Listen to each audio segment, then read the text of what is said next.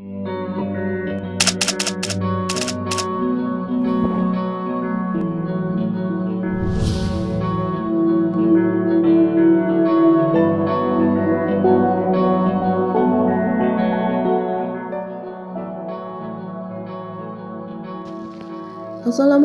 warahmatullahi wabarakatuh, sahabat selintas. Semoga dalam rahmat dan lindungan Allah Subhanahu wa Ta'ala.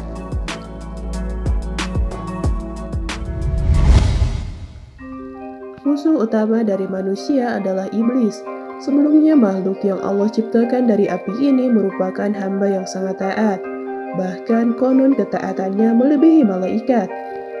Hal ini terjadi sampai Adam diciptakan dan seluruh malaikat, jin dan iblis diperintahkan Allah untuk sujud kepada Adam. Hanya iblis yang menolak. Dia merasa lebih mulia. Dari mulai saat itulah status iblis berubah menjadi makhluk sesat dan terkutuk, dan dipastikan akan menjadi penghuni neraka. Ia meminta penangguhan dan bersumpah akan menjerumuskan anak cucu Adam dalam lembah dosa hingga hari kiamat tiba.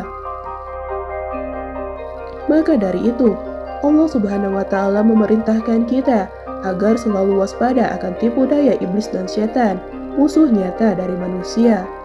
Karena iblis tak akan menyerah untuk menggoda manusia hingga kita terjerumus dalam kesesatan. Sampai kesesatan dan kemaksiatan akan terasa indah, baik dan wajar dalam pandangan manusia. Nauzubillah min dzalik.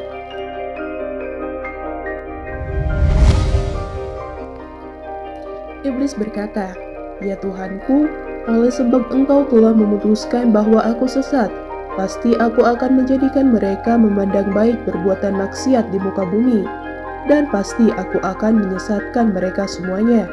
Quran Surat Al-Hijr ayat 39.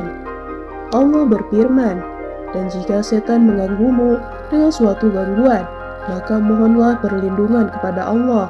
Sesungguhnya Dialah yang Maha Mendengar lagi Maha Mengetahui." Quran Surat Fussilat ayat 36.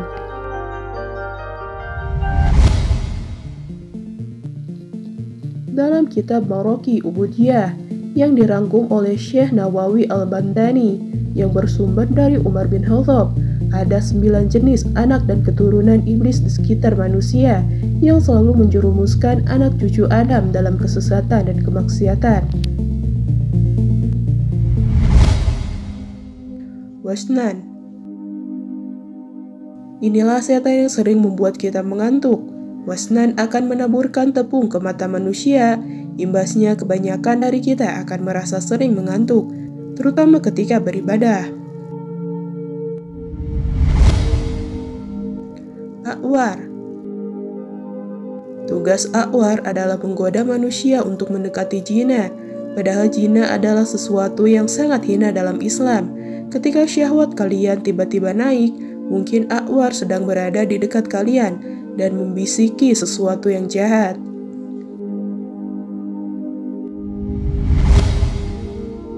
Dasyim. Dasyim merupakan setan yang memancing manusia menjadi rakus.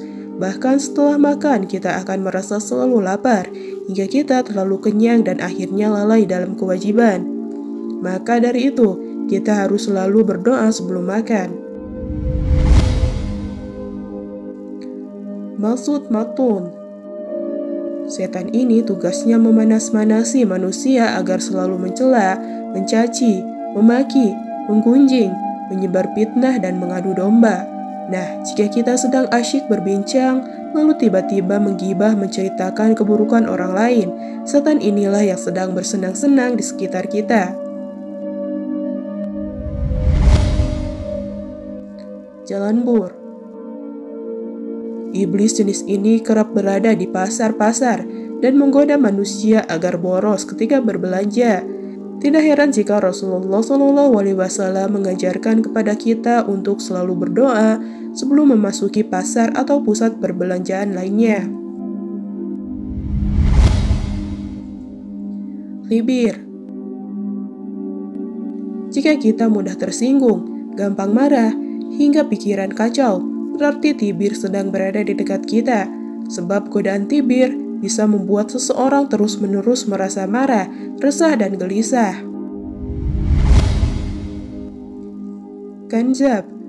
Kanja berperan untuk menggoda manusia agar lalai dan luput dalam mengerjakan sholat. Walhan. Walhan sering menggoda manusia yang sedang berwudu.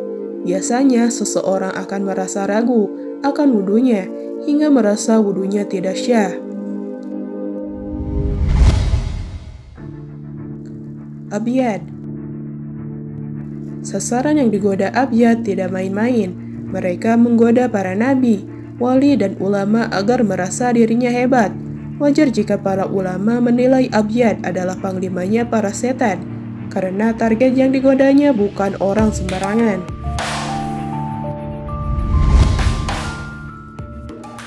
Nah, itulah nama-nama anak cucu iblis yang harus kita waspadai. Jangan lupa untuk selalu berzikir dan berdoa memohon perlindungan kepada Allah agar terhindar dari godaan iblis dan syaitan yang terkutuk. Wallahu a'lam bishawab.